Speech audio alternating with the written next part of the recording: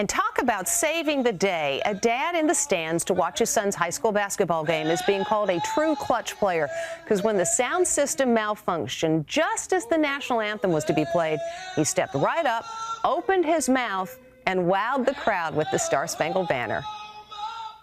Oh, say does that Star-Spangled Banner yet wave?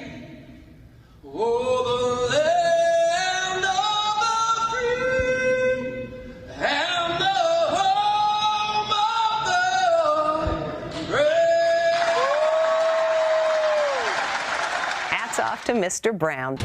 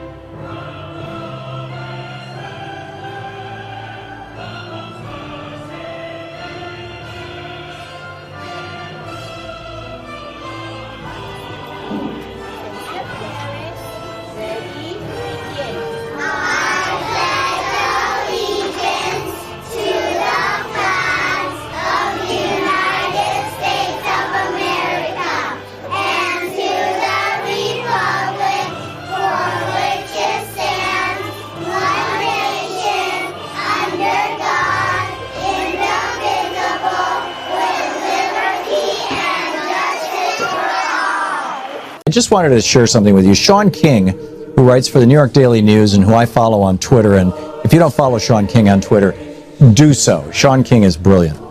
And he writes regularly for the New York Daily News. And he wrote this piece called Why I'll Never Stand Again for the Star-Spangled Banner. And I just want to share 3 paragraphs from Sean's piece about this. He says, first off, he's talking about the Star-Spangled Banner. He says, first off, the song, which was originally written as a poem, didn't become our national anthem until 1931, which was 117 years after Francis Scott Key wrote it.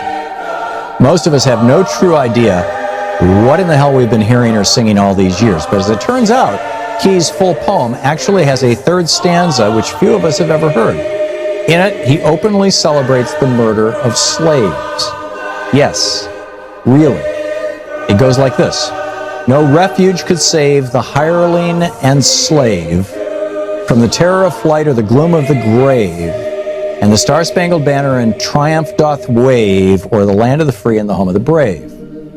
And then Sean King goes on to explain what that means. He says, well, it's always been known that the song was written during American slavery, and that when those words about this nation being the land of the free didn't apply to the millions who had been held in bondage, few of us had any idea that the song itself was rooted in the celebration of slavery and the murder of Africans in America who were being hired by the British military to give them strength, not only in the War of 1812, but in the Battle of Fort McHenry in 1814. These black men were called the Corps of Colonial Marines, and they served valiantly for the British military, and Francis Scott Key despised them. He was glad to see them experience terror and death in war, to the point that he wrote a poem about it, and that poem is now our national anthem. While I fundamentally reject the notion that anyone who owned other human beings was either good, moral, or decent, Francis Scott Key left absolutely no doubt that he was a stone-cold bigot. He came from generations of plantation-owning bigots. Yeah, I don't call them plantations anymore. I call them concentration camps. But anyhow, they got wealthy off of it. Key, as District Attorney of Washington, fought for slavery and against abolitionists every chance he got. Even when Africans in D.C. were injured or murdered, Francis Scott Key stood strong against justice for them. He openly spoke racist words against Africans in America. Key said that they were, quote, a distinct and inferior race of people which all experience proves to be the greatest evil that afflicts a community, end quote. This is in the context of Colin Kaepernick's refusal to stand for the Star-Spangled Banner.